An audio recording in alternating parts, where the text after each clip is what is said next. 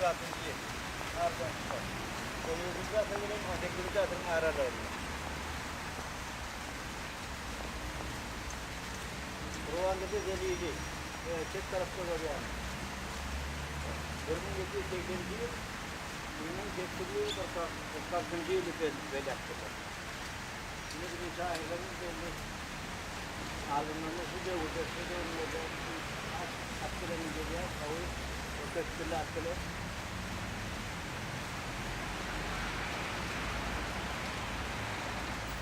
Zelili. Şeyhmeda şeydi.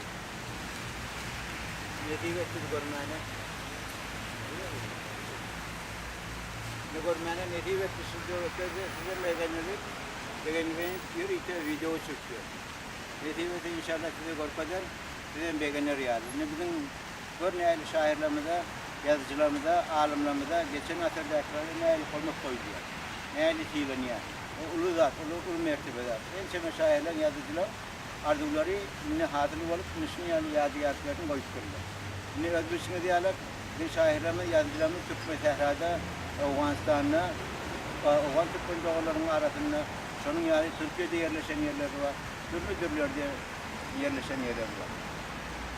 Şom edatından aydılıyor, yani yüpök yolu. Yüpök yolu şu olan ara katnaşık oldu, şu ara katnaşıkında ne barış gelişti, onun yanımın yani tercihler bir zat olmanızda, dine teritoriyaları vardır ara çaktı. Bunun yani bir yağdaylar olmanızda, çapalaya zaten. Yoğun katnaşık, yoğun katnaşıkları olurlar, sevda işlerine tuturlar, alimler birbirine katnaşık tuturlar, tomaşa birbirine tuturlar, ha tarihi yağdaylar verirler şu vakti. Biz şu alimlerin, yazıcılarının kadrini bilmedi. Şunu nesille geçirilmedi.